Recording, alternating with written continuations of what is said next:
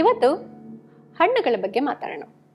ಹಣ್ಣುಗಳು ಅಂದ ತಕ್ಷಣ ಯಾವ ಹಣ್ಣು ತಿನ್ನಬೇಕು, ಯಾವ ಹಣ್ಣು ತಿಂದರೆ ನನ್ನ ದೇಹಕ್ಕೆ ಒಳ್ಳೆಯದು, ಯಾವ ಥರ ಹಣ್ಣು ತಿನ್ನಬೇಕು ಅಂತ ತುಂಬ ನಾವು ಚರ್ಚೆ ಮಾಡ್ತಾ ಇರ್ತೀವಿ, ಅಥವಾ ಯೂಟ್ಯೂಬಲ್ಲಿ ನೋಡ್ತಾ ಇರ್ತೀವಿ, ಅಥವಾ ಫೇಸ್ಬುಕ್ಕಲ್ಲಿ ನೋಡ್ತಾ ಇರ್ತೀವಿ, ಅಥವಾ ಗೂಗಲಲ್ಲಿ ಚೆಕ್ ಮಾಡ್ತಾ ಇರ್ತೀವಿ. ಅದೇ ಥರ ಯಾವ ಥರ ಹಣ್ಣುಗಳನ್ನ ಸೇವನೆ ಮಾಡಬೇಕು. ಒಣಗಿದ ಹಣ್ಣುಗಳಿಂದ ತಾಜಾ ಹಣ್ಣು ಆರೋಗ್ಯಕರ ಅಂತ ನಾವು ಕೇಳ್ತಾ ಇದ್ದೀವಿ. ಇದು ಎಲ್ಲರೂ ಕೂಡ ಈ ವಿಷಯದ ಬಗ್ಗೆ ಚರ್ಚೆ ಕೂಡ ಮಾಡ್ತಾ ಇದ್ದೇವೆ. ತಾಜಾ ಹಣ್ಣು ತಿನ್ನಬೇಕು, ಒಣಗಿದ ಹಣ್ಣು ತಿನ್ನಬಾರ್ದು. ಆದರೆ ಯಾವ ಥರ ಹಣ್ಣು ತಿನ್ನಬೇಕು ಇದ್ರ ಬಗ್ಗೆ ನಾನು ಮಿತ್ ಆ್ಯಂಡ್ ಫ್ಯಾಕ್ಟ್ ಬಗ್ಗೆ ಇವತ್ತು ನಾನು ನಿಮಗೆ ಈ ಸಂಚಿಕೆಯಲ್ಲಿ ತಿಳಿಸ್ಕೊಡ್ತಾ ಇದ್ದೀನಿ. ಹಣ್ಣುಗಳು ಅಂದ ತಕ್ಷಣ ಬಂದಾಗ ಮೊದಲು ನಮಗೆ ನೆನಪಾಗೋದು ಇದರಲ್ಲಿ ಯಥೇಚ್ಛವಾದ ಪೋಷಕಾಂಶ. ಹಣ್ಣುಗಳು ನಮ್ಮ ದೇಹಕ್ಕೆ ಯಾವುದೇ ಒಂದು ಮೈಕ್ರೋ ನ್ಯೂಟ್ರಿಯನ್ಸ್ ಅಂತ ಹೇಳ್ತೀವಿ, ಇದನ್ನು ನಮ್ಮ ದೇಹಕ್ಕೆ ಕೊಡ್ತಾ ಬರುತ್ತೆ. ಹಾಗೆ ನಾವೆಲ್ಲೇ ಹೋಗಲಿ ಹಣ್ಣುಗಳು ಹೈಡ್ರೇಷನ್ ಅಂತ ಹೇಳ್ತೀವಿ. ನಮಗೆ ತುಂಬ ದಾಹ ಆದಾಗ ಇದು ಒಂದು ಹಣ್ಣು ತಿಂದರೆ ನೀರು ಕುಡ್ದ ಹಾಗೆ ನಮಗೆ ಫೀಲ್ ಕೂಡ ಆಗ್ತಾ ಬರುತ್ತೆ, ಯಾಕಂದರೆ ಅದರಲ್ಲಿ ನೀರಿನ ಅಂಶ ಇರುತ್ತೆ. ಹಾಗಾಗಿ ಹಣ್ಣನ್ನು ಯಾವ ಥರ ತಿನ್ನಬೇಕು, WHO ವರ್ಲ್ಡ್ ಹೆಲ್ತ್ ಆರ್ಗನೈಸೇಷನ್ ಪ್ರಕಾರ, ಅವರ ಗೈಡ್ಲೈನ್ಸ್ ಪ್ರಕಾರ ದಿನಕ್ಕೆ 400 ಗ್ರಾಮಷ್ಟು ಹಣ್ಣು ಮತ್ತು ತರಕಾರಿ ಸೇವನೆ ನಾವು ಮಾಡಲೇಬೇಕು ಅಂತ ಗೈಡ್ಲೈನ್ಸ್ನ ಕೊಟ್ಟಿದ್ದಾರೆ. ಹಾಗಾಗಿ ಎಷ್ಟು ನಾವು ಹಣ್ಣು ಮತ್ತು ತರಕಾರಿನ ತಗೋಬೇಕು, ಅದು ಯಾವ ಥರ ತಗೋಬೇಕು ಅನ್ನೋದು ನಾನು ನಿಮಗೆ ತಿಳಿಸ್ಕೊಡ್ತೀನಿ. ಇದೇ ಥರ ಹಣ್ಣು ಮತ್ತು ಹಣ್ಣುಗಳಲ್ಲಿ ಈಗ ಒಣಗಿದ ಹಣ್ಣು ಅಥವಾ ತಾಜಾ ಹಣ್ಣು ಎಲ್ಲ ಟೈಮಲ್ಲೂ ನಮಗೆ ತಾಜಾ ಹಣ್ಣು ಸಿಗಲ್ಲ. ಫಾರ್ ಎಕ್ಸಾಂಪಲ್, ಈಗ ನಾವು ಸೀಸನ್ ಪ್ರಕಾರ ಹಣ್ಣುಗಳು ನಮಗೆ ಸಿಗ್ತಾ ಹೋಗುತ್ತೆ. ಈ ಒಣಗಿದ ಹಣ್ಣುಗಳು ನಾವು ಎಲ್ಲ ಸೀಸನಲ್ಲೂ ಕೂಡ ಬಳಕೆ ನಾವು ಮಾಡ್ಬೋದು, ಯಾಕಂದರೆ ಒಂದ್ಸತಿ ನಾವು ಒಣಗಿಸಿಟ್ರೆ ತುಂಬ ದಿನದ ತನಕ ನಾವು ಸ್ಟೋರ್ ಮಾಡಿ ಅದನ್ನು ಬಳಕೆನ ಮಾಡ್ತಾ ಬರಬಹುದು. ಇದು ತಾಜಾ ಹಣ್ಣುಗಳಂದರೆ ಆ ಸೀಸನಿಗಷ್ಟೇ ಸೀಮಿತವಾಗಿರುತ್ತೆ ಹೊರತು ನೆಕ್ಸ್ಟು ಇನ್ನೊಂದೆರಡು ತಿಂಗಳಾದರೆ ಆ ಹಣ್ಣುಗಳು ನಮಗೆ ಸಿಗ್ತಾ ಬರಲ್ಲ. ಹಾಗಂತ ನಾವು ಆ ಹಣ್ಣು ಸಿಗಲ್ಲ ಅಂತ ನಾವು ಬೇಜಾರು ಪಡ್ಕೊಳೋದು ಬೇಡ. ನೀವು ಒಣಗಿಸಿ ನೀವು ಮನೇಲಿ ಸ್ಟೋರ್ ಮಾಡಿ ಇಟ್ಟಾಗ ಇದನ್ನು ನೀವು ಇಡೀ ವರ್ಷ ಕೂಡ ನೀವು ಬಳಕೆನ ಮಾಡಬಹುದು. ಹೀಗೆ ಈ ಒಣ ಹಣ್ಣುಗಳು ಇದರಲ್ಲಿ ಏನೇನಿರುತ್ತೆ ಅಥವಾ ತಾಜಾ ಹಣ್ಣಿನ ಬೆನಿಫಿಟ್ಸ್ ಏನಿರುತ್ತೆ ಅಂತ ನಾವು ತಿಳಿಸ್ಕೊಡ್ತೀನಿ ಈ ಸಂಚಿಕೆಯಲ್ಲಿ. ಮೊದಲನೇದಾಗಿ ತಾಜಾ ಹಣ್ಣು, ಇದರ ಪ್ರಯೋಜನ ಏನಿರುತ್ತೆ ಅಂತ ನಾನು ತಿಳಿಸ್ಕೊಡ್ತೀನಿ. ಈ ತಾಜಾ ಹಣ್ಣುಗಳಲ್ಲಿ ಹೆಚ್ಚಿನ 80% ನೀರಿನಾಂಶ ಇರುತ್ತೆ, ಅದ್ರ ಜೊತೆಗೆ ಮೈಕ್ರೋನ್ಯೂಟ್ರಿಯನ್ಸ್ ಇರುತ್ತೆ. ಆದರೆ ಒಣ ಹಣ್ಣುಗಳಲ್ಲಿ ನೀರಿನಾಂಶ ಇರಲ್ಲ.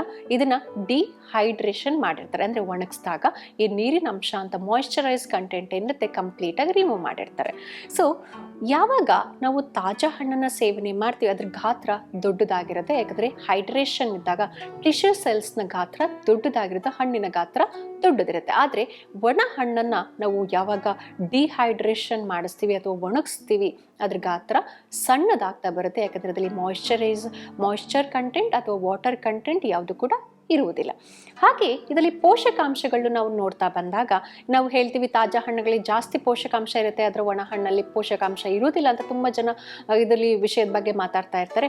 ಆದರೆ ಇದರಲ್ಲಿ ಒಂದು ನಾನು ನಿಮಗೆ ಕ್ಲಿಯರಾಗಿ ತಿಳಿಸ್ಕೊಡೋಕ್ಕೆ ಪ್ರಯತ್ನ ನಾನು ಮಾಡ್ತಾ ಇದ್ದೀನಿ. ಮೊದಲನೇದಾಗಿ ಯಾವಾಗ ಈ ತಾಜಾ ಹಣ್ಣಲ್ಲಿ ನೀರಿನಂಶ ಕಮ್ಮಿ ಆಗ್ತಾ ಬರುತ್ತೋ ಆವಾಗ ಕಾನ್ಸಂಟ್ರೇಟೆಡ್ ಆಗ್ತಾ ಬರುತ್ತೆ, ಕೇಂದ್ರೀಕೃತ ಆಗ್ತಾ ಬರುತ್ತೆ, ಅಂದರೆ ಈ ಪೋಷಕಾಂಶ ಕೇಂದ್ರೀಕೃತ ಆಗ್ತಾ ಬರುತ್ತೆ. ಫಾರ್ ಎಕ್ಸಾಂಪಲ್, 1 ಕಪ್ ದ್ರಾಕ್ಷಿ ತಗೊಂಡಾಗ ಇದರಲ್ಲಿ ಕ್ಯಾಲೋರೀಸ್ ಅಂತ ಏನು ಹೇಳ್ತೀವಿ, ಇದರಲ್ಲಿ 16 ಕ್ಯಾಲೋರೀಸ್ ಇರುತ್ತೆ 1 ಕಪ್ ನಾವು ತಾಜಾ ಹಣ್ಣನ್ನು ತಗೊಂಡಾಗ. ಅದೇ 1 ಕಪ್ಪು ಒಣ ದ್ರಾಕ್ಷಿ ತಗೊಂಡಾಗ ಇದರಲ್ಲಿ 434 ಕ್ಯಾಲೋರೀಸ್ ಇರುತ್ತೆ. ನಾವು ತಗೊಂಡಿರೋ ಪ್ರಮಾಣ ತಾಜಾ ಹಣ್ಣು ಒಣ ಹಣ್ಣು ಪ್ರಮಾಣ ಒಂದೇ ಇದೆ, ಆದರೆ ಕೊಡ್ತಾ ಇರೋ ಕ್ಯಾಲೋರೀಸ್ ಬೇರೆ ಬೇರೆ ಆಗಿದೆ.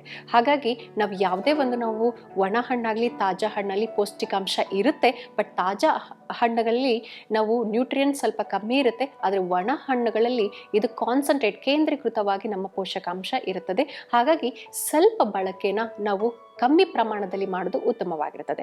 ಹಾಗೆ ಯಾವಾಗ ನಮ್ಮ ನೀರಿನಂಶ ತಾಜಾ ಹಣ್ಣುಗಳಲ್ಲಿ ಕಮ್ಮಿ ಆಗ್ತಾ ಬರುತ್ತೋ ಸಕ್ಕರೆ ಅಂಶ ಕೂಡ ಇದು ಜಾಸ್ತಿ ಆಗ್ತಾ ಬರುತ್ತೆ. ಉದಾಹರಣೆಗೆ ಅದೇ ನಾವು 1 ಕಪ್ಪು ಒಣ ದ್ರಾಕ್ಷಿ 1 ಕಪ್ಪು ತಾಜಾ ದ್ರಾಕ್ಷಿ ತಗೊಂಡಾಗ 1 ಕಪ್ಪು ತಾಜಾ ದ್ರಾಕ್ಷಿಯಲ್ಲಿ 16 ಗ್ರಾಮಿನಷ್ಟು ಸಕ್ಕರೆ ಅಂಶ ಇರುತ್ತೆ. ಅದೇ 1 ಕಪ್ ಒಣ ದ್ರಾಕ್ಷಿಯಲ್ಲಿ 116 ಗ್ರಾಮ್ಸ್ ಅಷ್ಟು ಸಕ್ಕರೆ ಅಂಶ ಇರುತ್ತೆ. ಎಷ್ಟು ನಾವು ಒಣಗಿಸ್ತಾ ಹೋಗ್ತೀವೋ ಪೋಷಕಾಂಶ ಕೇಂದ್ರೀಕೃತ ಆಗ್ತಾನೂ ಬರ್ತಾ ಹೋಗುತ್ತೆ. ಹಾಗಂತ ಅದರಲ್ಲಿ ಪೋಷಕಾಂಶನೇ ಇರುವುದಿಲ್ಲ ಅಂತ ನಾವು ತಿಳ್ಕೊಳೋದು ಅದು ತಪ್ಪಾಗತ್ತೆ. ಎರಡರಲ್ಲೂ ಕೂಡ ಪೋಷಕಾಂಶ ಇರುತ್ತೆ, ಆದರೆ ನಾವು ತಾಜಾ ಹಣ್ಣನ್ನು ನಾವು ತಿಂತಾ ಹೋದಾಗ ಅದರಲ್ಲಿ ಹೈಡ್ರೇಷನ್, ನೀರಿನ ಅಂಶ ಜಾಸ್ತಿ ಆಗುತ್ತೆ. ಆದರೆ ಒಣ ಹಣ್ಣಲ್ಲಿ ಪೋಷಕಾಂಶ ಇರುತ್ತೆ, ಆದರೆ ಕ್ವಾಂಟಿಟಿ, ಪ್ರಮಾಣನ ಕಮ್ಮಿಯಾಗಿ ತಗೋಬೇಕು. ಯಾಕಂದರೆ ಕಂಪೇರ್ ಮಾಡಿದಾಗ ಕ್ಯಾಲರೀಸ್ ಆಗಲಿ, ಸಕ್ಕರೆ ಅಂಶ ಆಗಿರಲಿ ಎಲ್ಲ ಜಾಸ್ತಿ ಆಗ್ತಾ ಹೋಗುತ್ತೆ. ಹಾಗೆಯೇ ಇದರಲ್ಲಿ ನಾವು ಹೈಡ್ರೇಷನ್ ಅಂತ ಹೇಳ್ತೀವಿ. ನಾನು ಆಗಲೇ ಹೇಳ್ದಂಗೆ ಇದರಲ್ಲಿ ವಾಟರ್ ಕಂಟೆಂಟ್ ಇರೋದ್ರಿಂದ ಇದ್ರ ಗಾತ್ರ ಜಾಸ್ತಿ ಆಗುತ್ತೆ. ಹಾಗೆ ತಾಜಾ ಹಣ್ಣುಗಳಲ್ಲಿ ಲೈವ್ ಎನ್ಸೈಮ್ಸ್ ಅಂತ ಹೇಳ್ತೀವಿ, ಕಿಣ್ವಗಳು ಅಂತ ಹೇಳ್ತೀವಿ. ಈ ಕಿಣ್ವಗಳು ಅಂದರೆ ಲೈವ್ ಎನ್ಸೈಮ್ಸ್ ಅಂತ ಹೇಳ್ತೀವಿ. ಈ ಲೈವ್ ಎನ್ಸೈಮ್ಸ್ ಮತ್ತು ವಾಟರ್ ಸಾಲ್ಯುಬಲ್ ವೈಟಮಿನ್ಸ್ ಯಥೇಚ್ಛವಾಗಿ ತಾಜಾ ಹಣ್ಣುಗಳಲ್ಲಿರುತ್ತೆ. ಹಾಗಂತ ನಾವು ಒಣ ಹಣ್ಣನ್ನೇ ತಿನ್ನಬೇಕು ಅಂತೆಲ್ಲ, ನಿಮಗೆ ನಿಮ್ಮ ಸೀಸನಲ್ ಅವೈಲಬಿಲಿಟಿ ಇದೆ ತಾಜಾ ಹಣ್ಣುಗಳು ಕೂಡ ನೀವು ಸೇವಿಸೋದ್ರಿಂದ ಕರುಳಿನ ಆರೋಗ್ಯವನ್ನು ಕಾಪಾಡ್ಕೋಬಹುದು. ಡೈಜೆಷನ್ ಅಥವಾ ಜೀರ್ಣಕ್ರಿಯೆ ಮತ್ತು ಯಥೇಚ್ಛವಾದ ಸಾಲ್ಯುಬಲ್ ಫೈಬರ್ ಕೂಡ ತಾಜಾ ಹಣ್ಣುಗಳಲ್ಲಿ ಇರುತ್ತೆ.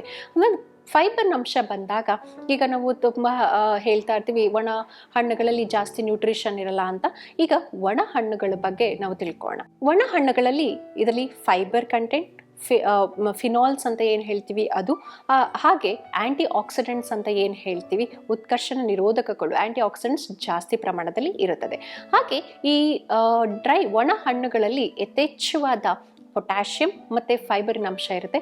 ಈಗ ಕಾಲು ಕಪ್ಪು ನೀವು ಒಣ ದ್ರಾಕ್ಷಿ ಅಥವಾ ಕಾಲು ಕಪ್ಪು ಒಣ ದ್ರಾಕ್ಷಿ ತಿನ್ನುವುದರಿಂದ ನಿಮ್ಮ ದೈನಂದಿನ ಪೊಟ್ಯಾಷಿಯಂ ಅಲ್ಲಿ ರೀಚ್ ಆಗ್ತಾ ಹೋಗುತ್ತೆ, ಬರೀ ಒಂದು ಕಾಲು ಕಪ್ಪು ದ್ರಾಕ್ಷಿಯಲ್ಲಿ. ಹಾಗೆಯೇ ನೀವು ಕಾಲು ಕಪ್ಪು ನೀವು ದ್ರಾಕ್ಷಿ ತಗೊಂಡಾಗ ಇದರಲ್ಲಿ ಫೈಬರ್ ಕೂಡ 9% ಅಷ್ಟು ನಿಮಗೆ ರೀಚ್ ಆಗ್ತಾ ಹೋಗುತ್ತೆ. ಹಾಗಾಗಿ ಇದರಲ್ಲೂ ಕೂಡ ಪೋಷಕಾಂಶ ಇರುತ್ತೆ, ಆದರೆ ಕೇಂದ್ರೀಕೃತವಾಗಿರುತ್ತದೆ, ಕಾನ್ಸಂಟ್ರೇಟ್ ಆಗಿರುತ್ತೆ. ನೀವು ಎರಡೂ ಕೂಡ ಬಳಸಬಹುದು. ನಿಮಗೆ ಈಗ ತಾಜಾ ಹಣ್ಣು ನಿಮಗೆ ಸಿಗ್ತಾ ಇದೆ ಅಂತ ತಾಜಾ ಹಣ್ಣು ಬಳಸಬಹುದು. ಯಾಕೆ ನಿಮಗೆ ಈಗ ಟ್ರಾವೆಲ್ ಮಾಡ್ತಾ ಇದ್ದೀರಾ, ಏನೂ ಸಿಗಲ್ಲ, ತಾಜಾ ಹಣ್ಣು ಸಿಗಲ್ಲ ಅಂದಾಗ ನೀವು ಒಣ ಹಣ್ಣುಗಳನ್ನ ನೀವು ಪ್ಯಾಕ್ ಮಾಡಿ ಕೂಡ ತಗೊಂಡು ಹೋಗ್ಬೋದು. ಯಾಕಂದರೆ ನಿಮಗೆ ಕಮ್ಮಿ ಸ್ಪೇಸ್ ಹಿಡಿಯುತ್ತೆ, ಇದು ಜಾಸ್ತಿ ಸ್ಪೇಸ್ ಹಿಡಿಯಲ್ಲ. ನೀವು ಎಷ್ಟು ದಿನದ ತನಕನಾದರೂ ಇಟ್ಕೋಬಹುದು ಇದನ್ನ. ಆಗ ನಿಮಗೆ ಬೇರೆ ಯಾವುದೋ ಒಂದು ಆಹಾರನ ಬಳಕೆ ಬದಲು ಒಣ ಹಣ್ಣುಗಳನ್ನ ಕೂಡ ನೀವು ಬಳಸ್ಕೋಬಹುದು. ಈಗ ಒಣ ಹಣ್ಣುಗಳು ಜಾಸ್ತಿ ಡಯಾಬಿಟಿಸ್ ಇದ್ದವರು ತಗೊಂಡಾಗ ಏನಾಗುತ್ತೆ, ಶುಗರ್ ಲೆವೆಲ್ಸ್ ಜಾಸ್ತಿ ಆಗುತ್ತೆ. ಯಾಕಂದರೆ ಇದು ಸ್ವಲ್ಪ ಪ್ರಮಾಣದಲ್ಲಿ ಜಾಸ್ತಿ ಪೋಷಕಾಂಶ ಮತ್ತು ಶುಗರ್ಸ್ ಆಗಿರಲಿ, ಕ್ಯಾಲರೀಸ್ ಆಗಲಿ ಜಾಸ್ತಿ ಕೊಡೋದ್ರಿಂದ ನೀವು ಜಾಸ್ತಿ ಕ್ವಾಂಟಿಟಿ ರೈಸ್ ಮಾಡಿದಷ್ಟು ಶುಗರ್ ಆಗಿರಲಿ ಅಥವಾ ಕಾರ್ಬೋಹೈಡ್ರೇಟ್, ಸಕ್ಕರೆ ಅಂಶ ಜಾಸ್ತಿ ಆಗ್ತಾ ಹೋಗುತ್ತೆ. ನೀವು ಯಾವಾಗ ಬಳಕೆ ಮಾಡ್ತಿರೋ ಒಣ ಹಣ್ಣುಗಳನ್ನ ಇದರ ಪ್ರಮಾಣ ನೋಡಿ ತಗೊಳ್ಳೋದು ಕೂಡ ಉತ್ತಮವಾಗಿರುತ್ತದೆ.